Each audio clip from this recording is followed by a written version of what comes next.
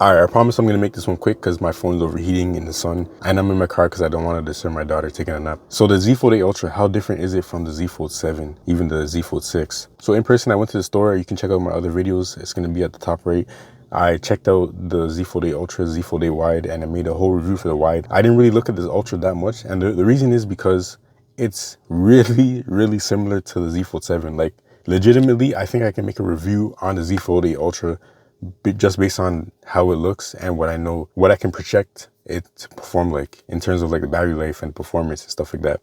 It's gonna be like exactly the same experience as the Z Fold 7, to be honest. Like, if you want to experience the Z Fold 8 Ultra, go and pick up a cheap Z Fold 7 and just imagine a slightly thinner device.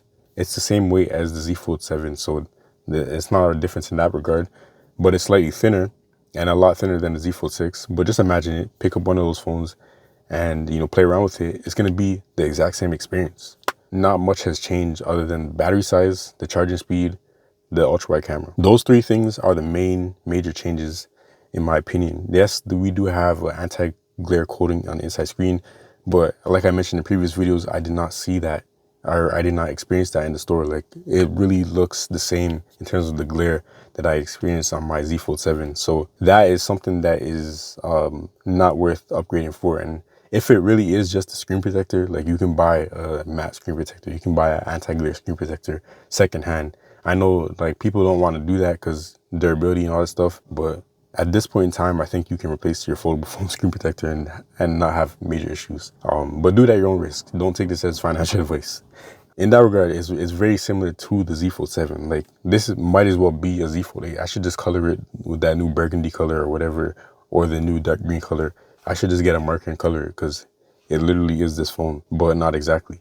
So the reality is the battery life is going to be better, but it's not going to be like a huge generational leap. Like, for example, going from the Z Fold 7 to, like, let's say Oppo Find 6, your battery life is going to astronomically be better for sure, because it has a way bigger battery, and Oxygen OS has been pretty good with battery optimization and stuff in general. But that would be a generational leap in terms of battery life. Going from the Z Fold 7 to the Z Fold 8 Ultra, you know, 600 milliamps is pretty substantial. It's going to be something that you will notice for sure, but it's not going to be a generational leap. At least I don't think so. Unless Samsung figured out how to optimize and make it super efficient and stuff like that with the new Snapdragon chip, then, you know, maybe it might be a generational leap, but I don't think so. The 5,000 milliamp battery is good, but it's not amazing. And it is using the silicone carbon technology. I'm not pushing the narrative that, like, all those batteries die faster. The durability of those batteries is worse than, you know, the regular batteries that we're used to. I'm not pushing that, but at the same time, it is newer technology, so we don't know how it will age. And they use that new technology to give us a normal battery size. It's not anything extraordinary. And we back. My phone overheated because I took too long, but let's finish this. So basically, all I'm saying with that last point is that I don't think this is going to be a huge leap from the Z Fold 7's battery life. Like, it will be significantly better for a lot of people, but it's not going to be a huge leap, if you get what I'm saying. So yeah, I mean, like, the reason why I'm not focusing that much on the Z Fold 8 Ultra, and the reason why everyone else is kind of focusing on the Z Fold 8 Wide as well, is because Fold 8 Wide is something new. It also has a bigger battery than the Z Fold 7 as well, and it has a new 45-watt charging speed, so it's kind of a more exciting product. The Z Fold 8 Ultra is going to be a hella good phone. I think it might be the best foldable phone on the market just because of everything it has, the whole package, the multitasking, the customization, the One UI, all that stuff that makes Samsung's phones so good, regardless of the competition having better hardware specs. It's going to be a really good phone, but it's kind of boring, just like every other Samsung flagship that came out in recent years.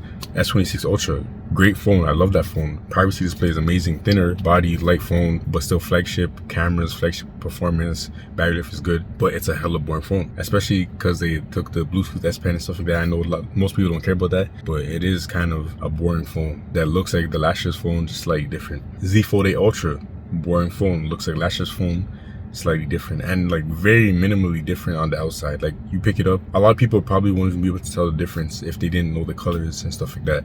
That's all I'm really saying. Like, the Z Fold 8 Ultra is gonna be a great phone, but it's so similar to a Fold 7 that it's like, yeah, I don't know, man. If you have a Fold 7, I've said this in other videos. It comes down to what you value, what you prefer, what you need. If you love your Fold 7, absolutely love it, but you need better battery life, a little bit more performance. You want more durability and peace of mind, stuff like that. Faster charging as well, which is important for me. Then yeah, get the Fold 8 if you have the money to do it.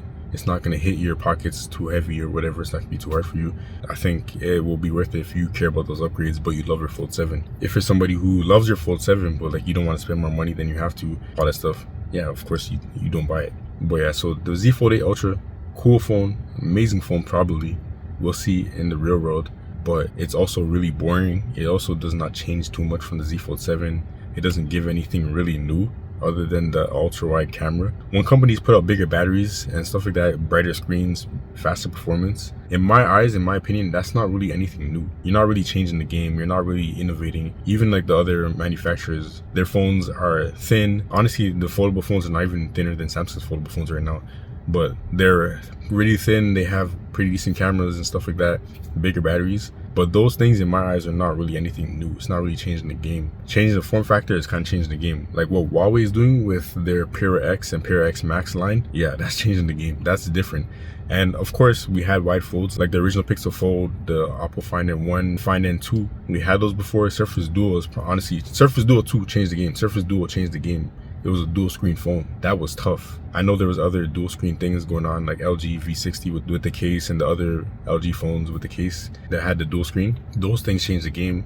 And like the Pixel and the Find N1 and 2, they were different, but like they were still kind of just a foldable phone. I feel like the Z Fold 8 Wide is a slightly different form factor. Yes, the outside screen is kind of similar, but the inside is a little bit longer, and it's Samsung, so it's going to be a completely different software experience from those phones. It's modern, probably better battery life. It has faster charging, you know, better cameras. It's a modernized version of what those things were in the past. So it is changing the game to an extent. The 8 Ultra, it's not really changing the game, even though it has a bigger battery and etc. And even a lot of the other foldable phones, like I'm not bored of foldable phones. I love my foldable phones, as you know if you watch my channel. But at the same time, I feel like innovation and progress has kind of sloped down a little bit. You know, it's what's it called? There's diminishing returns. I do think that what Motorola has started is great with their stylus, the cameras, the thinness, the battery, all that stuff is great. What the Oppo Find N6 has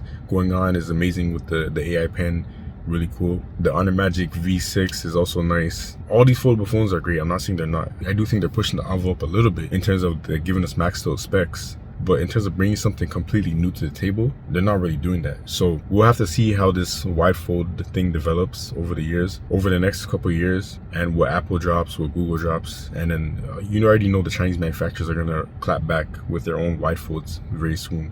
They're always quick to respond. We'll see about that. But yeah, the Z Fold 8 Ultra is a very good looking phone. I think it will perform well, do good in real life. It really just comes down to you and what you want in terms of upgrades and stuff like that. But yeah, that was this video. I just wanted to share my thoughts on the Z Fold 8 Ultra because I didn't really talk about that as a focus in my previous videos.